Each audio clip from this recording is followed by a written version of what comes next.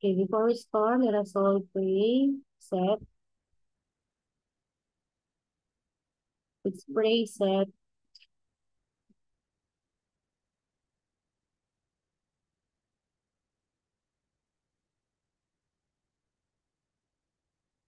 Lord, thank you for this day. I hope that we can learn a new lesson in our math subject today. And I hope that Teacher Nazel can get healed very soon so that we can learn new things in our Filipino subject. In Jesus' name I pray. Amen.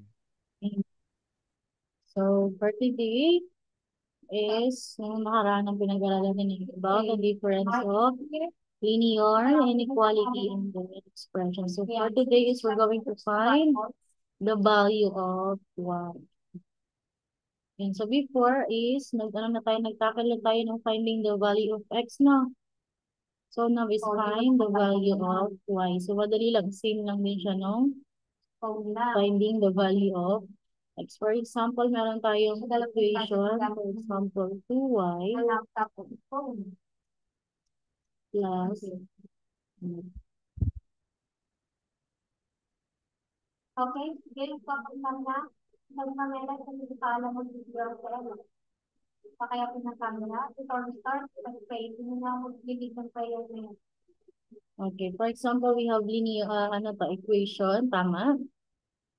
2y minus 5 is equal to 5. So now we're going to find the value of y. So in finding the value of y, we're going to first transfer and then change the sign. Yun lang ang gagawin natin. Transfer, change the sign. Actually, pakita na. Kasi nilagay ko yung master. Transfer and change the sign.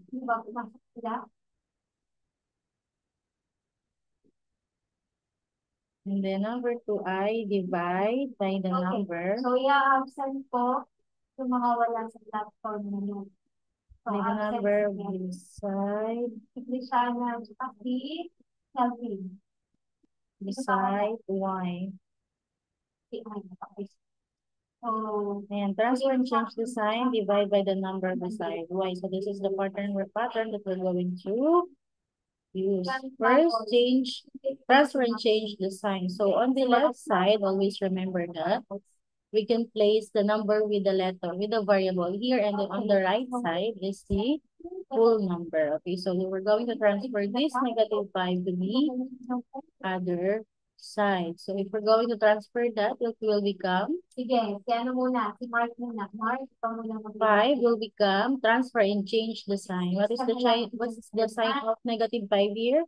Isa na lang sa Negative. Tama. It will become Positive. Positive. okay, it will become +5. So 2y equal 5 plus 5 10. 10. 10. Oh, okay, very good. So 10. Now the number 2 divide by the number beside y. What is the number beside y? 2. 2. So divide both side by 2. And then 2 divided by 2 is Tapos, ikaw pa Cancel. Cancel. cancel 1. And then 1 na yun, cancel na yan. Hindi na natin siya isusulat, di ba? Automatic, siya ay y na na. Yes. Equal 10 divided by 2. Okay, sige. 5. 5. So the answer is Y is equal to 5. 5. Gets? Gets kung paano ang ating pattern lang ay transfer and change the sign. Divide by the number beside y. Okay? Next.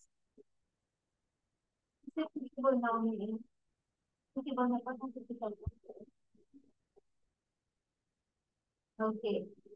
So, Okay. For example, meron tayong 5y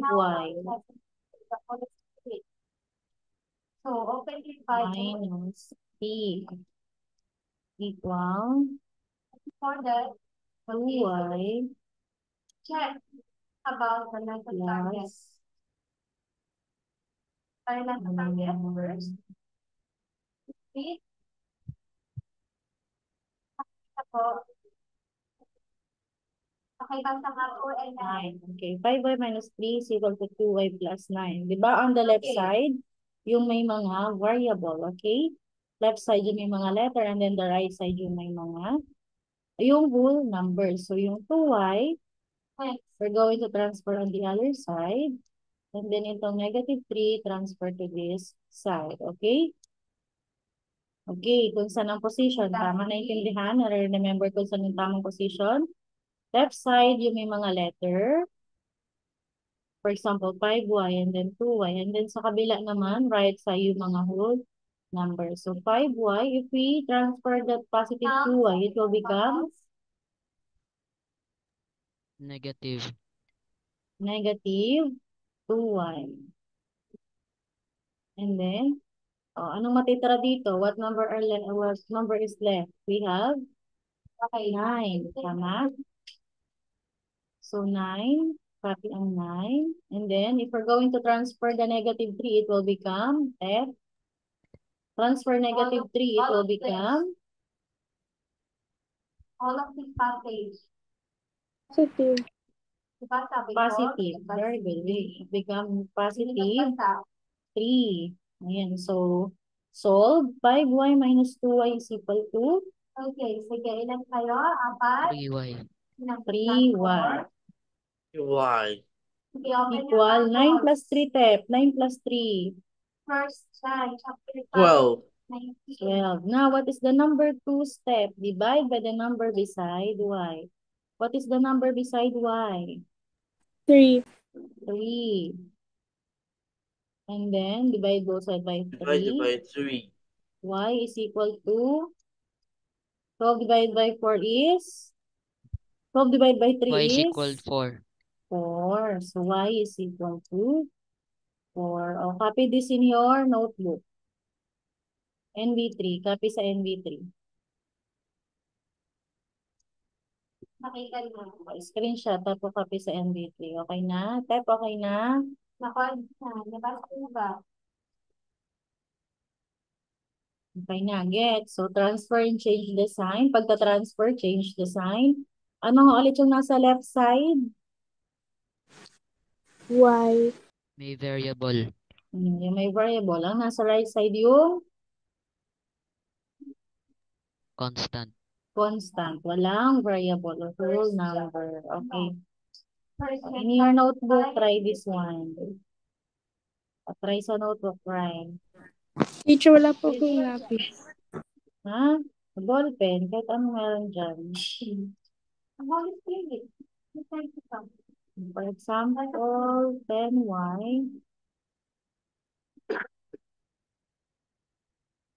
10y Okay, let's read. of plus First John, chapter 5, verse 19. Okay, nasa chapter 5 na kayo. This is page 25.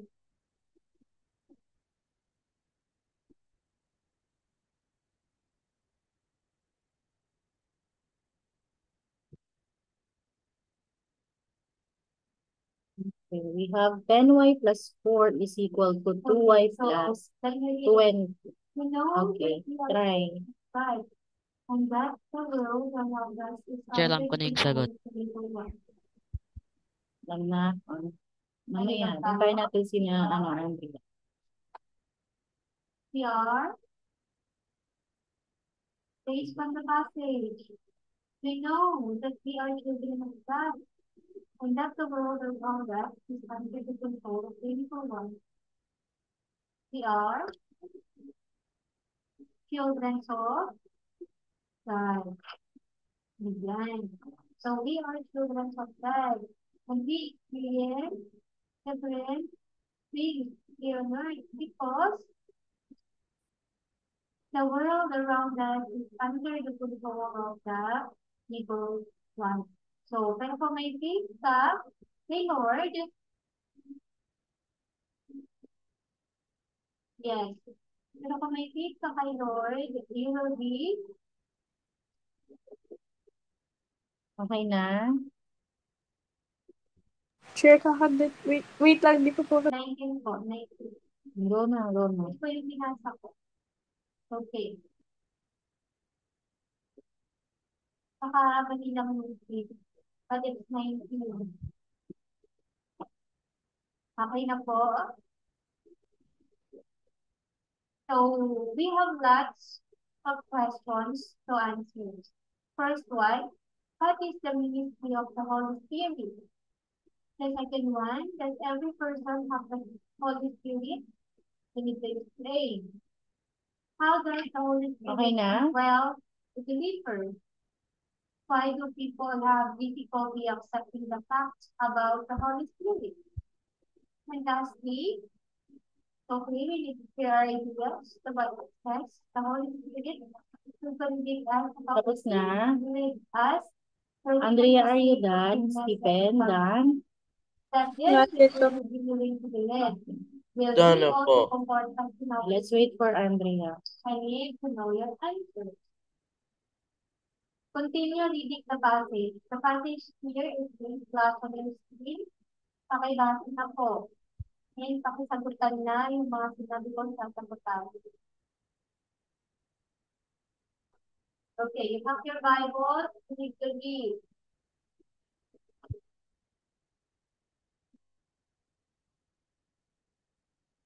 Okay na? Tapos na, Andrea?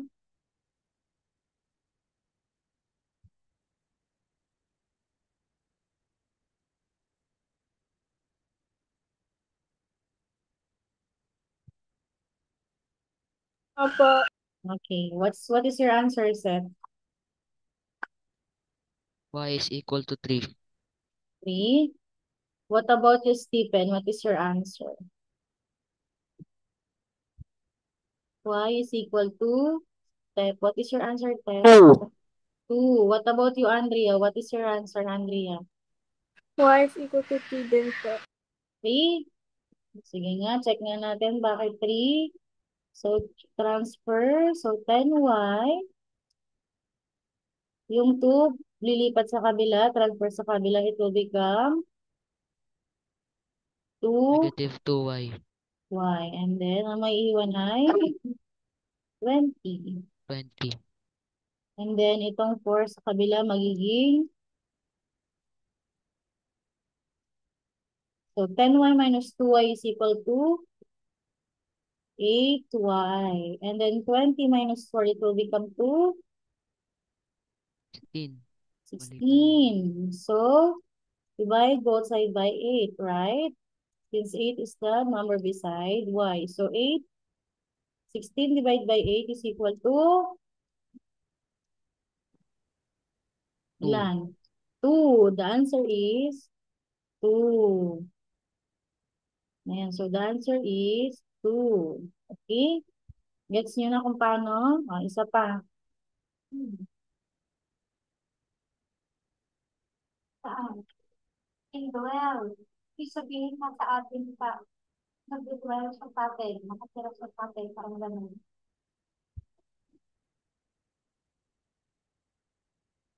15y minus 5 equal to 5y equal to minus plus 25.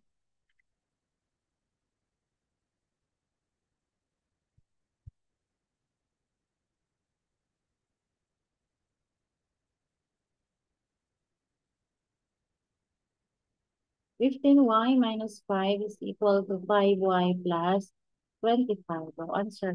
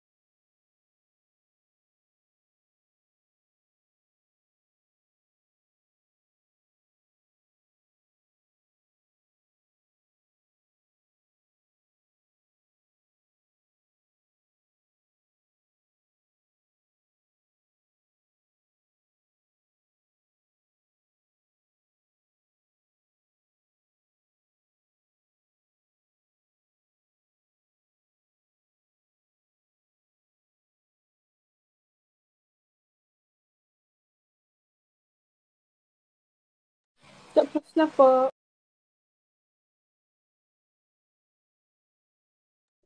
How about you, Tep? Are you done, Tep?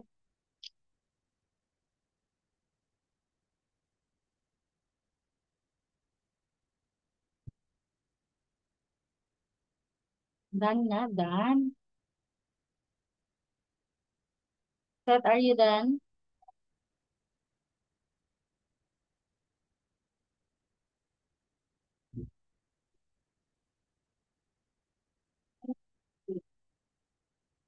Wala pa.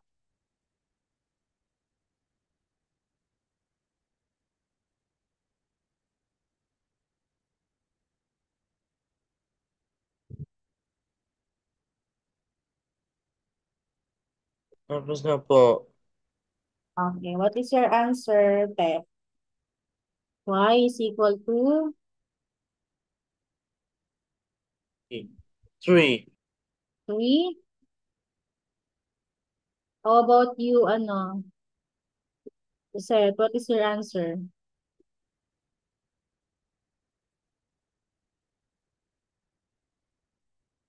3. What about you, Andrea? What is your answer? 3 din po. Okay, so let's check if the correct is if the answer is correct.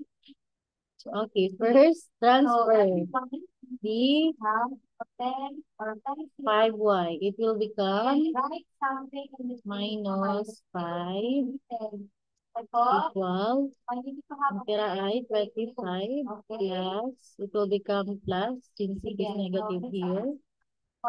So, 15 minus 5 is 10y. And then 25 plus 5 is 30. Then, after that, divide both side by 10, right? And then y is equal to 3. Very good. Gets na? Gets? May tanong? May tanong? Anong first step natin? Anong first step natin? Transfer and change the sign. Second. Ang second natin ay Andrea. Andrea, anong second? Divide the one that's beside the y. Okay, divide by the number beside y. Do you have any question? No po. No na. Okay. So just take note. So that's all for today. Right, number 1. Yan ang ating lesson for today's video. So let's pray before we end this class. Sana hindi niyo malimutan hanggang Monday. Okay, so Andrea, let's pray. Andrea. Let's bow down. Let's close our eyes and bow down. Lord, thank you for today. Thank you for helping us learn some new things from math class. Please help us that we will be all okay until Monday. But we love you, Jesus, in His name. Amen. Amen. Okay, goodbye. Bye-bye.